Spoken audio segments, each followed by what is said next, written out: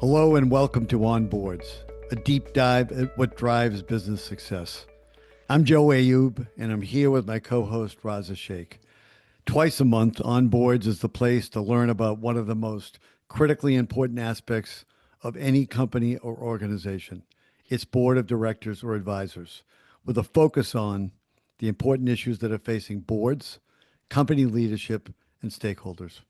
Joe and I speak with a wide range of guests, and we talk about what makes a board successful or unsuccessful, what it means to be an effective board member, and how to make your board one of the most valuable assets of your organization. Before we introduce our guest today, we want to thank the law firm of Nutter, McLennan, and Fish, who sponsored our onboard summit in their conference center in Boston Seaport again. Nutter has been an incredible partner with us in every way. We appreciate all they have done to support this podcast. Our guest today is Jon Weber. Jon is the founder and leads the Jon F. Weber advisory firm, which serves investors in operationally intensive investments.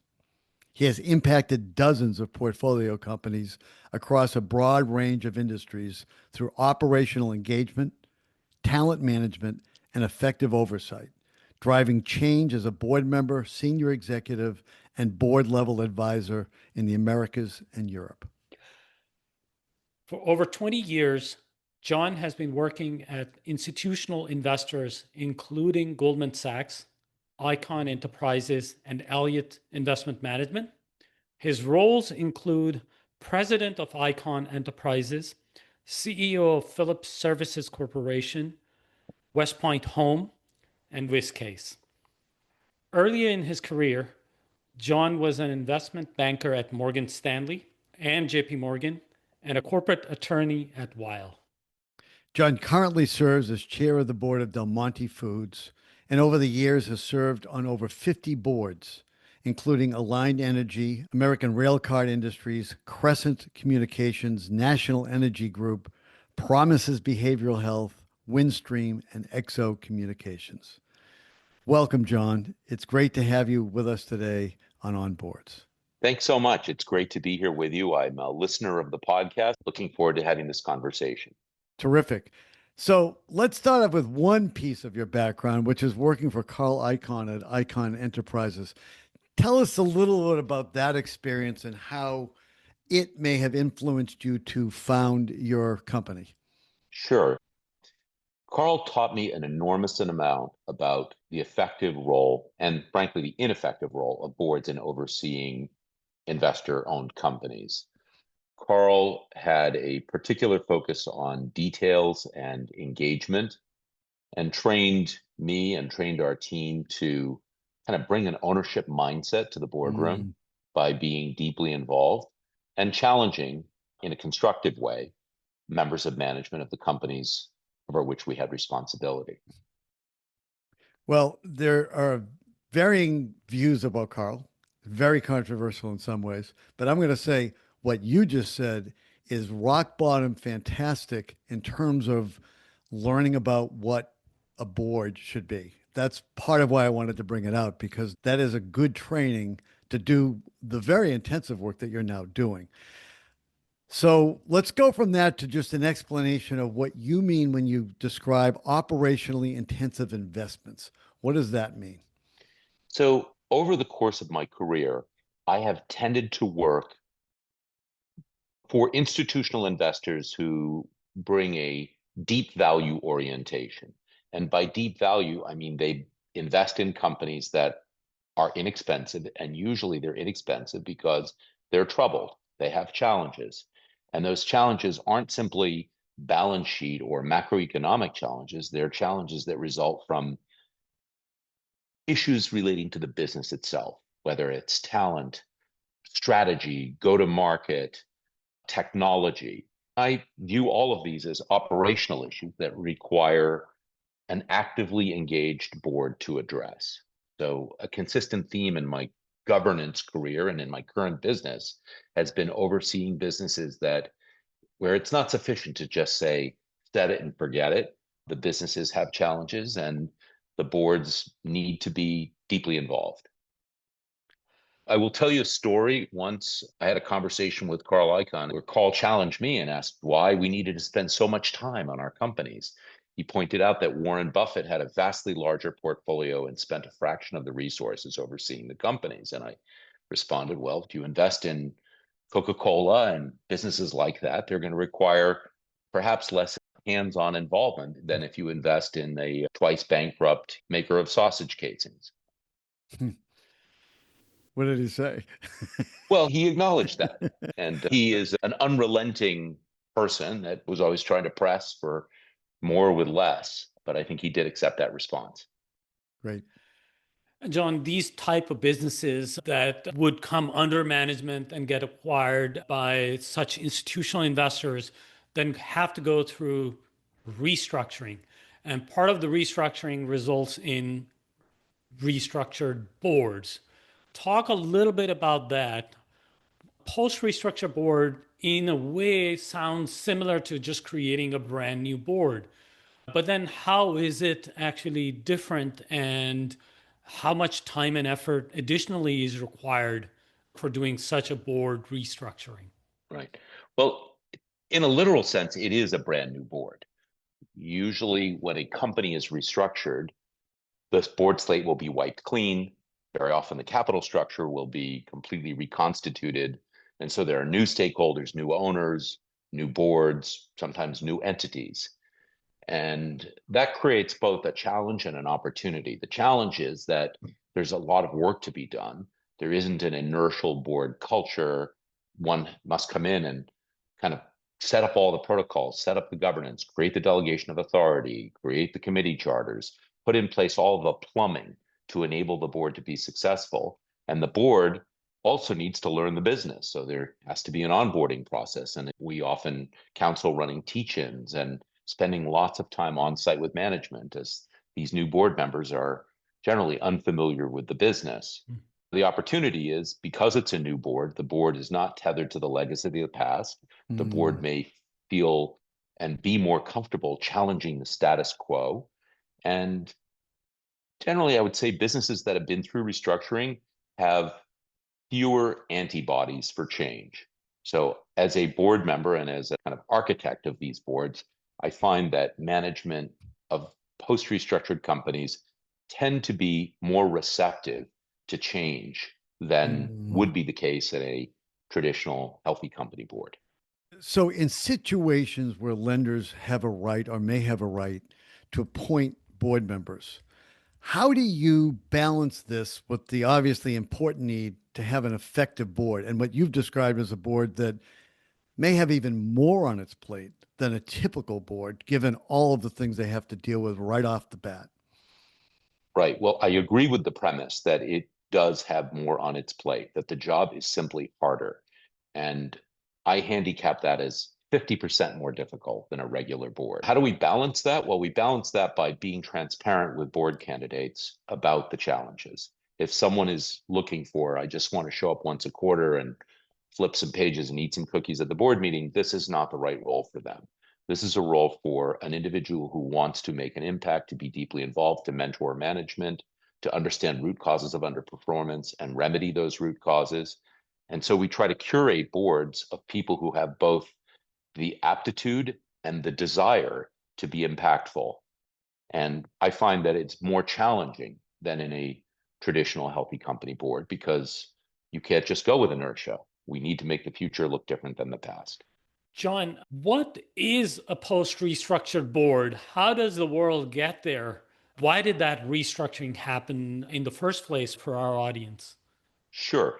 Well, restructuring simply means changing the balance sheet of the company in some way to permit the company to meet its obligations. Now, that could include an interest rate reduction, a maturity extension. It could be what they call a liability management exercise. But when all of those things aren't enough because the company simply doesn't have liquidity or there is insufficient equity value, at that point, really the alternative is for the lenders to take the keys. What the lenders taking the keys means is that the lenders receive the equity of the business, and as owners of the equity of the business, have the right to appoint the board. So Typically in my business, I will be engaged when lenders have or are about to take control of a business and have a right to appoint a majority of the board. Jon, you kind of gave an analogy that this is like a casting director job, and you have to kind of compose the board in a way for creating that opportunity for outsized impact. How do you accomplish that? How do you have to compose the right skill and people in the room for that impact? Right? Well, first, it begins with having a good understanding of the task at hand. One cannot be a casting director without reading the script. And in the case of a post-restructured company, these companies have the common characteristic of a restructured balance sheet and new owners. But beyond that, the root causes and the challenges that lie ahead can be different. So it takes a while to study the business, to learn the industry, to understand its history, and therefore to identify what specific skills and experiences are necessary. Some companies suffer talent challenges, others perhaps technology.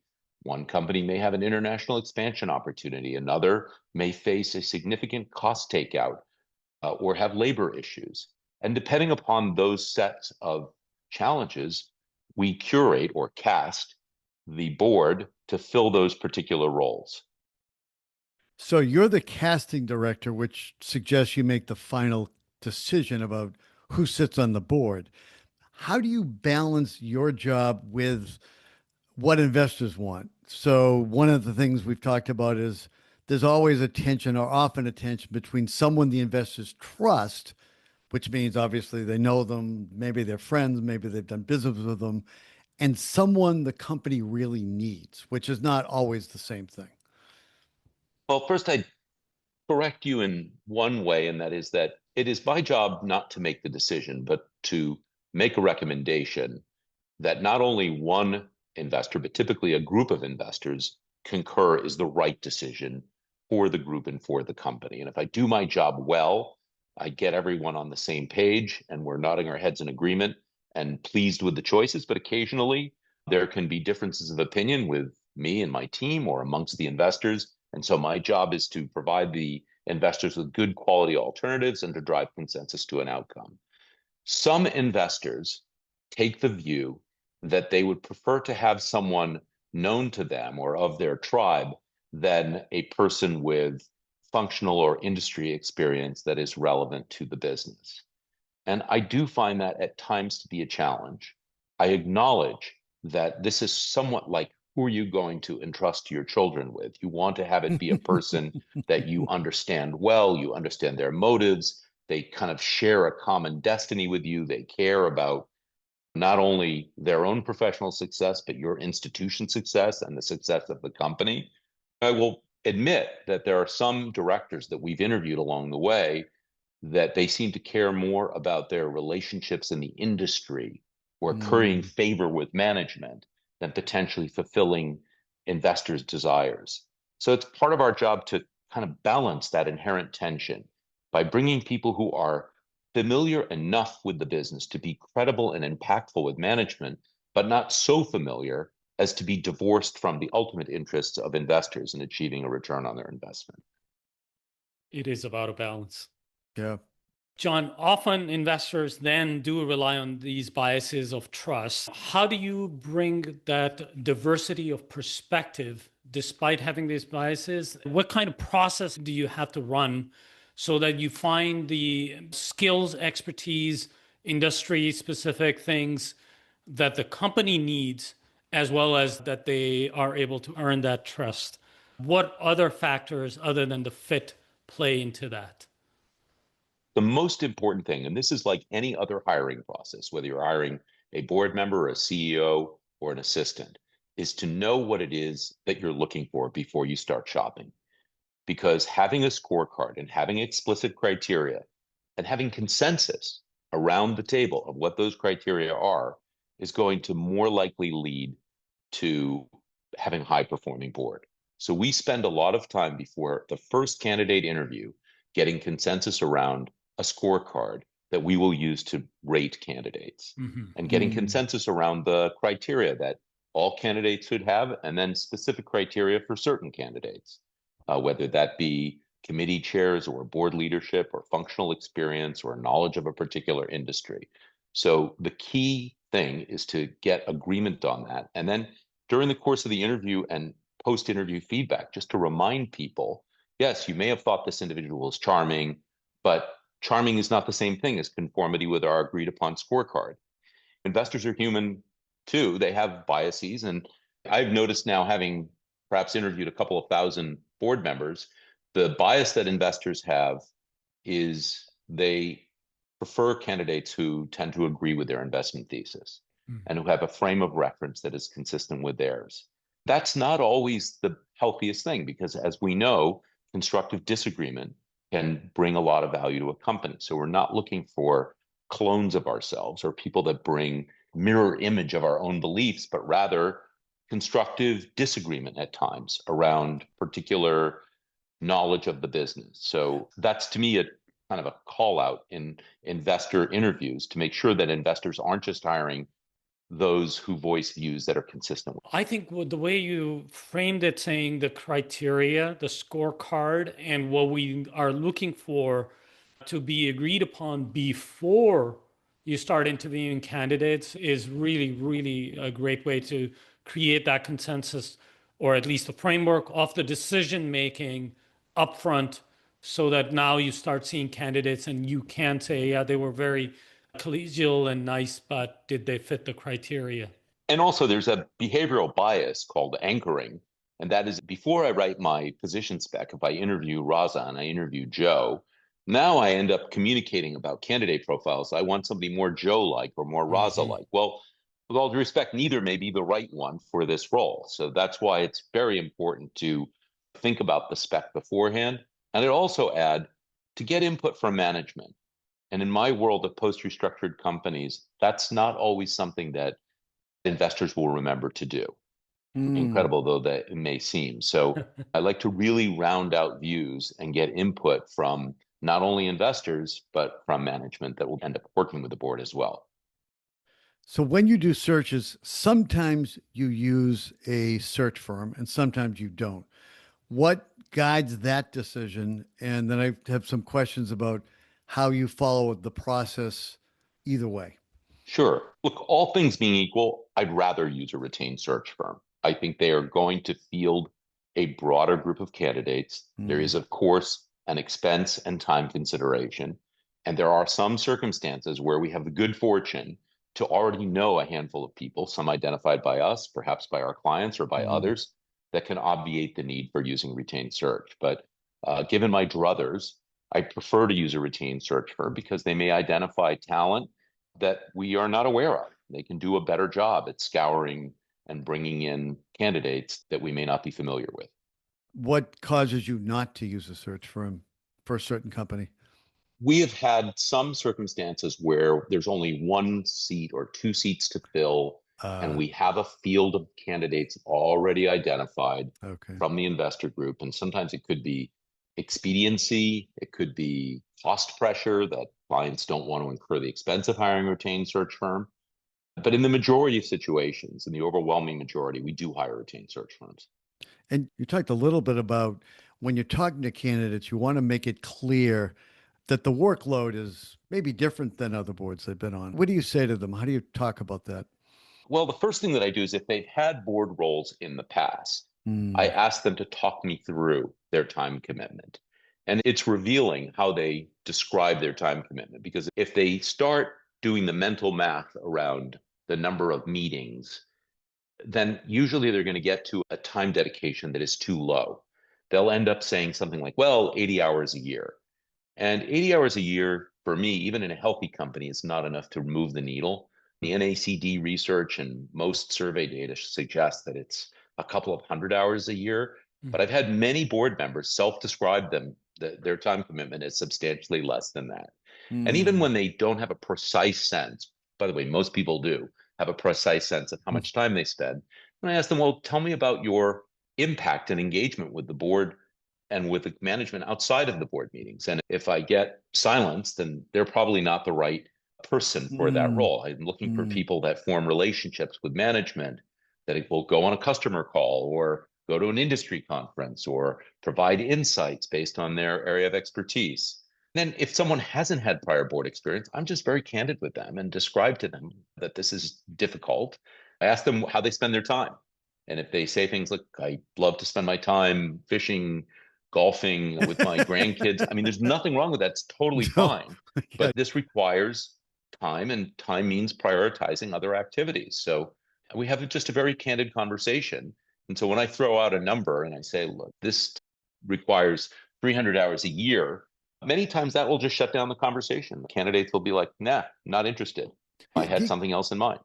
Given the intensity of the work, though, where you really got to jump right in and get your arms around everything right away, how often do you actually invite someone onto the board that's never served on a for-profit board? Reasonably often. Maybe I would Mm. say one in every 6 or 8 board members. I And wouldn't it's want a whole board of first-time board members, but there's nothing wrong with having a couple of people on a if they board. have the right skills and expertise. That's the key. Exactly. Like we just ran a search recently and are appointing someone who's a former CFO of a very industry relevant company who has not previously been an independent director.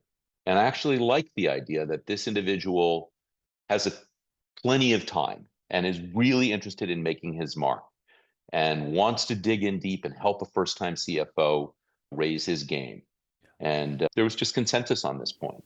John, just curious, does that also mean that the compensation of this type of board director is vastly different or not much different than usual board? They are being asked a lot more to do. I think it needs to be competitive and attractive. Beauty is in the eye of the beholder. I think we pay or recommend that our clients pay substantially above market median for private companies. A significant component of the remuneration is equity based. Mm-hmm. And we try to calibrate those equity awards so that there's real value at the date of grant. And it's not a field of dreams or what investors call a hope note or some promise with a Yeah. small chance of being fulfilled. Mm. So we try to kind of recognize That, the inherent difficulty in commitment in the that does compensation. align it very, very well, saying if the board helps the company be in a better shape, you're very well aligned for the upside. Yeah, I think that's right. And I have not lost candidates much at all over compensation. Mm. That's not been my experience. And maybe it's partly because board candidates do this in large part because of the intrinsic satisfaction. But I think it's also important that they feel like they're dealt with fairly and competitively. And that means they need to be paid good value for their time. And I would say also that my observation is that the best board members, if you ask them what they're looking for, they want their voice to be heard. So if you can let them know that's going to happen, because they're not in the room to just listen, they're going to be relied upon from day one. That probably is very attractive to the people that Yeah. you want. That's true, Joe. I'll give you a couple of caricatures of board members that make these roles that I'm describing attractive. One of them is the public company check the box person who finds that he or she is spending all their time with resolutions and minutes and compliance and dealing with ISS and making sure that things are in line and not really having that much freedom of impact. That person may find this type of board I'm describing as liberating because they can spend all of their mental calories on improving the business instead of CYA and compliance oriented activities. Right. The other caricature is the private equity board. And this isn't true of all private equity firms, but many board members that I've interviewed who sit on private equity boards, they're more like advisors. They're not really acting in a fiduciary capacity with authority. They're waiting for the investor to tell them what to do. A good example of that is I interviewed someone who was on the board during a CEO transition, and I asked him what involvement he had. And he said, well, the PE sponsor just told us they had made this decision. And so I was like, well, so you weren't involved in making the decision. To your point, Joe, board members want to be impactful, but they also want to be involved. They Yeah. don't want to have decisions just served up to them so that they can rubber stamp. So to me, these post-restructured boards are kind of a Goldilocks between avoiding the compliance problems of a public company board and avoiding the sometimes rubber stamp of private equity boards. So, John, you mentioned that there are Number of lessons learned, as you said, to avoid distress, both for the board member, the investor, and or management. What are some of the lessons learned, and how do you communicate it to them maybe in advance so that you don't have to repeat the mistakes that may have been made in the past? Well, keep in mind that when my team or the boards that we help appoint are coming into a situation, the trauma, the distress has already occurred. So we try to look and understand, how do we get here? Are there some common themes that we've learned about? Having now been involved in over 100 situations like this, I have seen that there are some common themes. They include failed merger integration, where a company in its haste to grow wasn't thoughtful about weaving together the pieces of the business. They sometimes include a focus on growing the top line without sufficient understanding of Mm. impacts on profitability. So companies that lose sight of customer profitability or unit economics. And we come in and have this bloated cost structure. How did we get here? Well, we were rewarded on growth. We weren't rewarded on cash flow. So very often you get what you pay for. Yeah. I would also say there's a common theme of insufficient focus on talent and executive talent, just mistakes that were made, and not to put it all on the individual failed executive, but the cost of making hiring mistakes can be devastating if a company is run under the leadership of an individual who doesn't make effective decisions or provide appropriate leadership. So those are just three examples of kind Mm. of the pathology of situations we find coming in to companies that end up being owned by their lenders. So, with that in mind, looking at the habits of highly effective boards, one of the things we talked about is how important a strong and capable leader is. So, in looking for the board chair, what are you looking for, and in what way might it be different from a more typical board? Yeah, I'd say for the board chair, I would insist that the person have not only board experience, but board leadership experience. This is not a good role for on-the-job training. And I think a board that doesn't have a leader ends up being led by management, and that's not good governance. So a Mm. board leader will be someone who is willing to dedicate even more time than a regular board member, because he or she must manage the board in addition to presiding over the board and being on the board.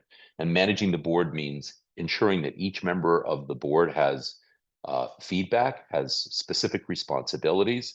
I don't favor the model of a board like a kid soccer team with everybody running around chasing the ball. I favor where people have specific roles to play, and it requires an orchestra leader or a board chair to ask individuals and to provide feedback and to say, our sales leader seems to be struggling. Would you, who have run similar sales organizations, invest some time on site to go work with this individual? And setting a Mm. high standard and setting an example for what it Mm. means to be well prepared before a board meeting. So a great board leader, for example, will provide and encourage feedback on board materials, sometimes before the meeting, so that the meeting isn't consumed by just asking a bunch of questions and management doesn't feel blindsided by gotcha moments. So the board leader may encourage early dissemination of materials so that there's a high expectation that those materials will be read and understood.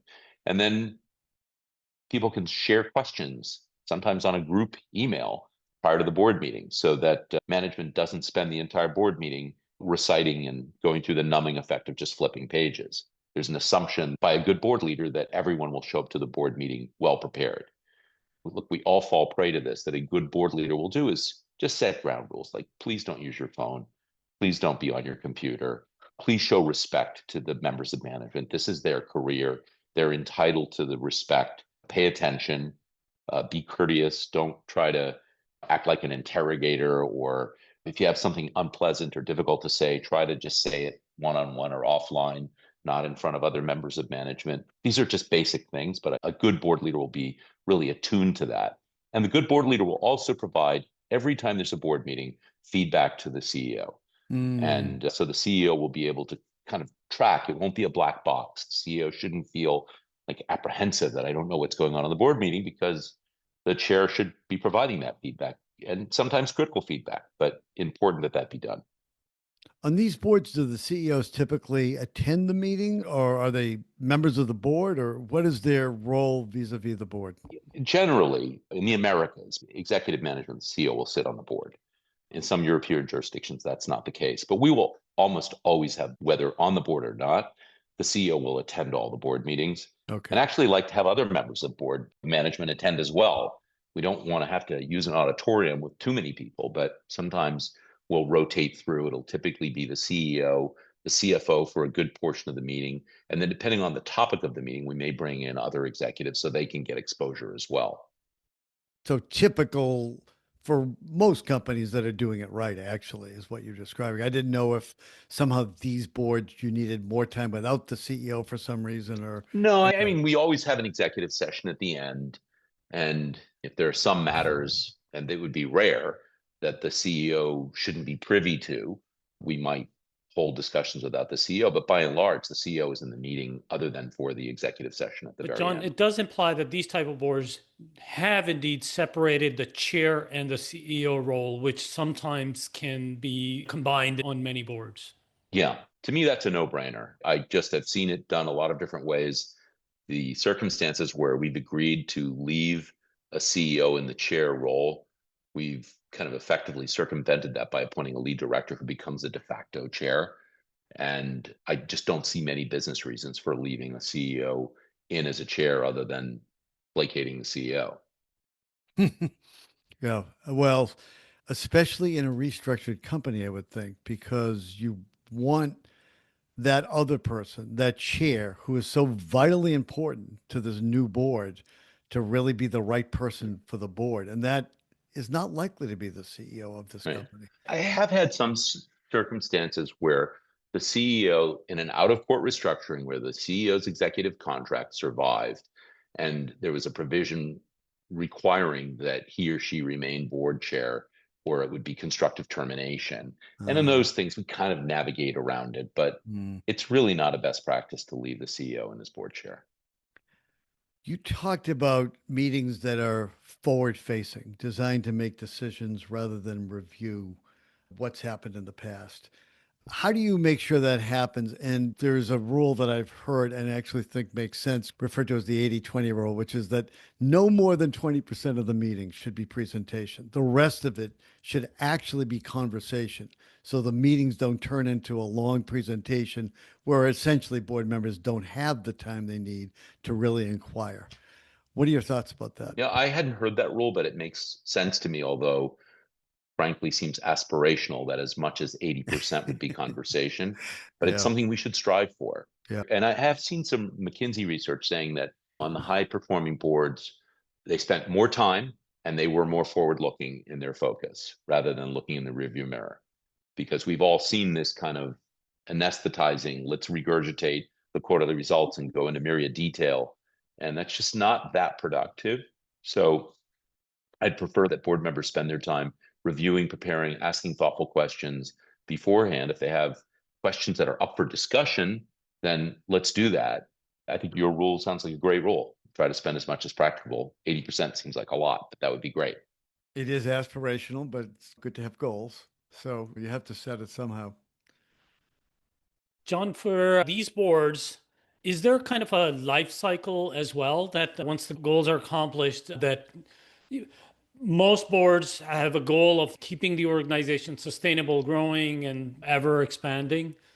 Is this the kind of situation where the boards that are effective are the ones that are getting the overarching goals and missions assigned to them done well? When lenders own a company in a restructuring, they usually have a finite duration for their Mm, ownership period. This is not a mm, company they want to pass on to their children and grandchildren. They want Yeah. to be out of this investment within a short period of time. yeah. It's usually my job to impart a sense of realism that if prior to the restructuring they attempted to sell the company and failed, well, they're not going to turn around and sell it in 6 months or a year. They should Mhm. probably have to own that business for a couple, 3 years to improve it enough to have there be a different story. That said, if an investor is owning a company for 5 to 7 years post restructuring, either something went wrong or something went very right that they didn't anticipate, because their investment mandate is not consistent with owning these companies in perpetuity.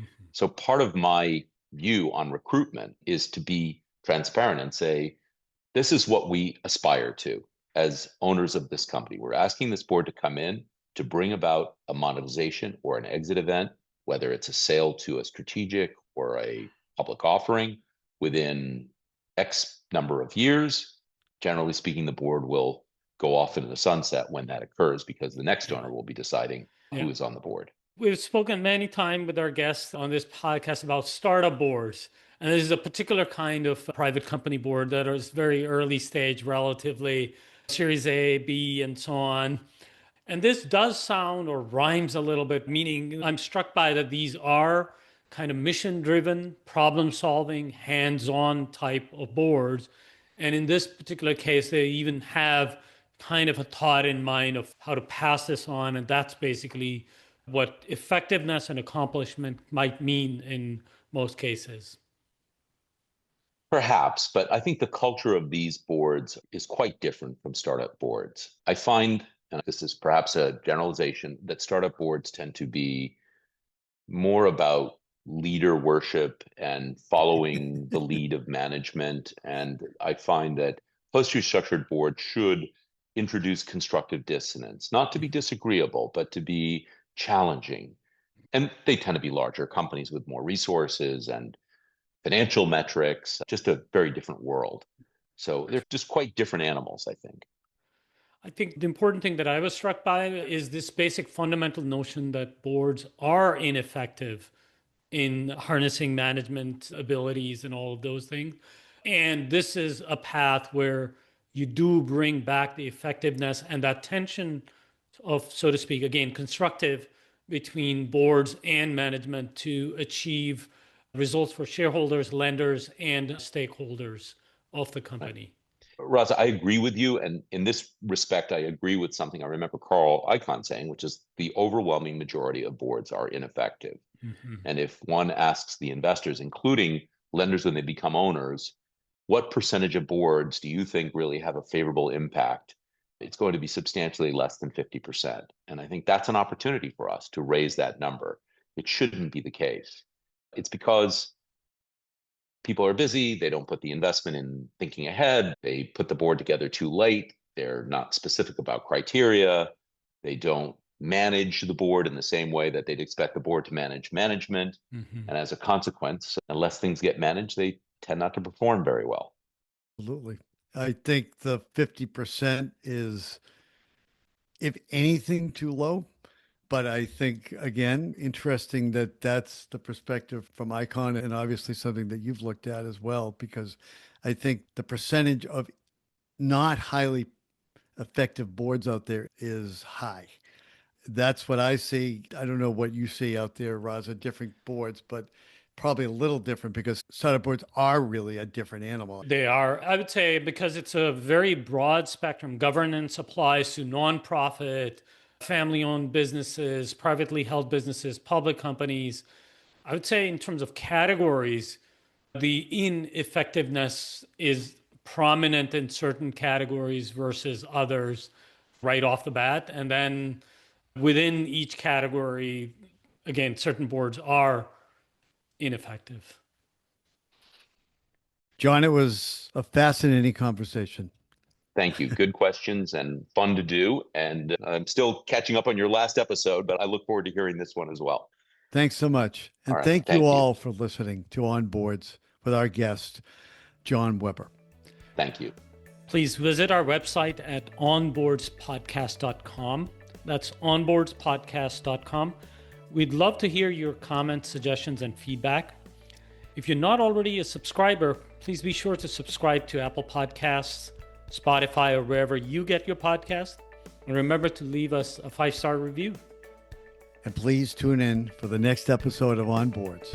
Thanks.